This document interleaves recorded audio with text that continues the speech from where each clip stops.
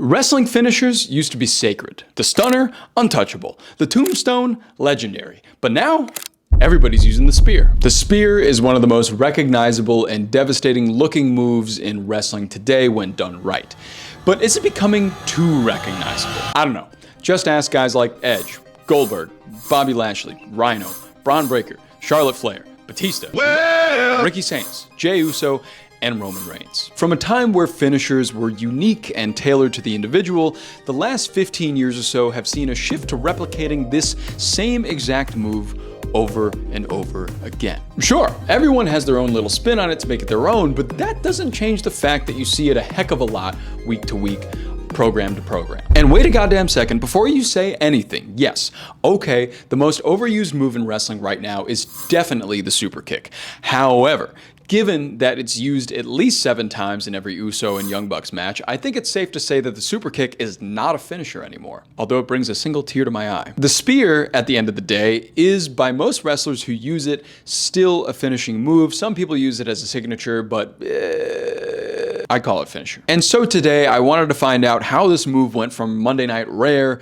to Monday Night Raw, week in and week out. And as you can imagine, finding the first wrestler to ever perform the spear can get a bit muggy. There are a few notable uses of the shoulder tackle before the spear was aptly named. For example, Ivan Koloff used a running shoulder block in the 1970s, Road Warrior Animal used a running clothesline in the 80s that had a hint of spear to it, and of course Hacksaw Jim Duggan also had a pretty spear-like tackle. That's just the first few instances I could think of and find. While the exact origin of the spear is debated, it's widely recognized that Goldberg popularized the move and was the first to actually call it the spear in the late 1990s during his WCW run. That's correct. William Goldberg, a former football player, obviously took to the move pretty quickly and made it what it is today. Even if you're Bret Hart punching through the screen right now, you gotta admit that the spear wouldn't be the spear without Goldberg. And around the same time, Rhino introduced his variation called the gore in ECW. We all like a good gore, don't we? As wrestling evolved in the 2000s though, so did the spear. Edge was the first guy to use the spear that wasn't exactly a body guy. He brought more of a tactical and dramatic approach with, the hair flip taunt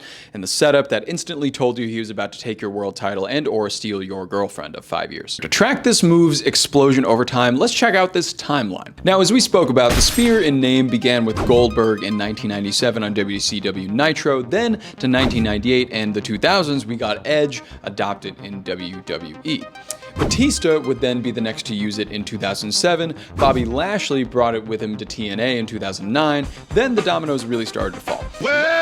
Used it somewhere in the 2010s, maybe 2010, 2011, Roman Reigns in 2013, Charlotte in 2017, Ricky Starks in 2020 on AEW television, Braun Breaker in 2021, Jey Uso in 2023 during his feud with Roman Reigns, and even Angelo Dawkins somewhere in the middle of all this did it. So almost every other year since 2007, somebody new has started using this move regularly.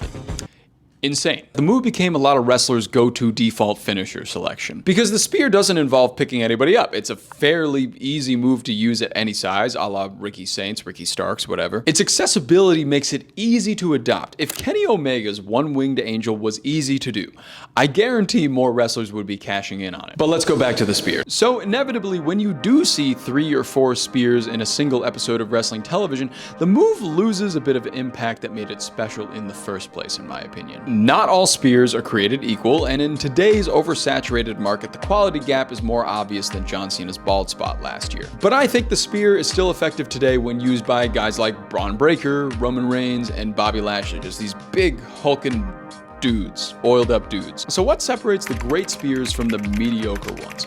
3 factors to me: believability, impact, and commitment. Braun Breaker, for instance, is himself a former football player and basically catapults his body at 100 miles an hour to tear your asshole from the front. I'm not saying, though, that somebody has to be a football player to do this move, though. Even Ricky Saints' spear is pretty cool to me. He kind of uses his whole body and he torpedoes you in the center. It's pretty nice. Lashley's spear, though, is my personal favorite, just for the recoil alone, A++++++. My personal opinions aside, though, where does the spear go from here? Could it maybe go the way of a super kick, from being a finisher used by a select few to being cannon fodder for every TV match? I'm not sure it'll exactly get to that point, but it has happened with the Canadian Destroyer, So I guess really anything is possible. Guys like Braun Breaker and Roman Reigns are clear-cut reasons as to why the spear should be a finisher. The key is selectivity. Not everyone can do it believably, but those who use it need to make it count. Regardless, I think this is a great instance of less is more. With everybody using it in matches, it becomes a bit less special when you do see it. It becomes a bit more repetitive and like, oh, okay, a spear, yeah, like a suplex. But the ones who can make it their own will always rise to the top. So who do you think has the best spear in the business right now? Let me know in the comments. And do you think it'll stay a finisher, or will it just become another move like a DDT or something? Regardless of if you think it's overused, underused, whatever you think, hope you had fun today, learned a little bit, and on your way out, give me a spear right here in the chavo.